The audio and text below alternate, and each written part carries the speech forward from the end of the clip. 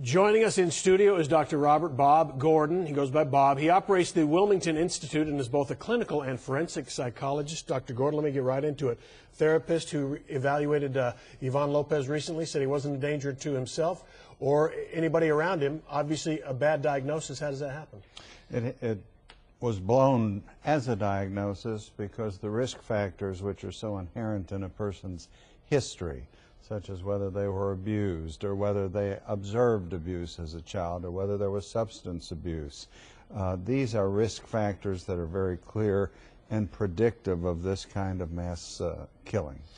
Let's talk about that. I think a lot of people are frustrated because, and not just this one, but it seems every one of these mass shootings, whether it be a school or a theater or wherever, we later find that they had touched with mental health therapists or doctors or psychologists, and they were having visits with these folks, and so they were in the system, they were on the radar screen, and this type of thing was not able to be prevented. Why not? Why isn't it working? The diagnostic tests that forecast the risk and our prognostications were not administered. Clearly they existed. You could take somebody who is abusing animals, somebody who has had an antisocial personality disorder, and clearly we're able to diagnose it as psychologists, psychiatrists, counselors, and as teachers, but we didn't do it because we weren't asked to do it. So obviously they're well-intended mental health professionals and educators, but we have to focus on predicting dangerousness. So what you're saying is Lopez, whenever this therapist gave him the evaluation, something didn't happen in the last couple of days to change the way he's made up to do this. That was there that day and 20 years before.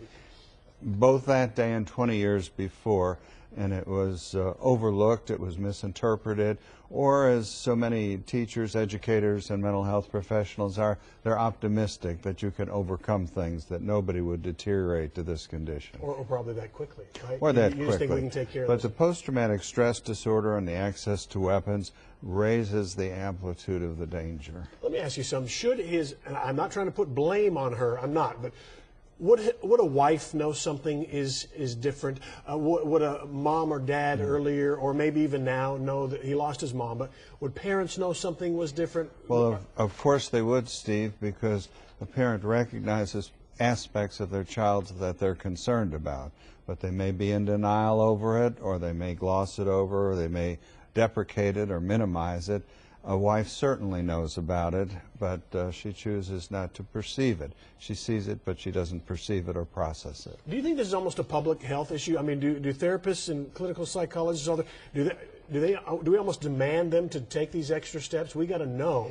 Yes, we demand mental health professionals to do it, but a wife, a parent, we want them to be optimistic and hopeful about their child, and we don't hold it against them if they're optimistic that we can overcome obstacles and difficulties. Would this talk about a verbal altercation? Is that maybe the triggering mechanism for this? A verbal altercation could be a stimulus, it could be a catalyst. I wouldn't call it a trigger. It's certainly not a cause. It's not an etiology. Okay.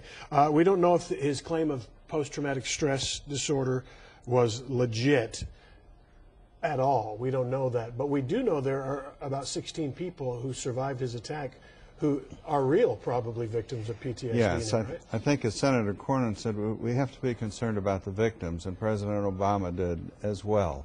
And that's where our compassion and concern needs to go.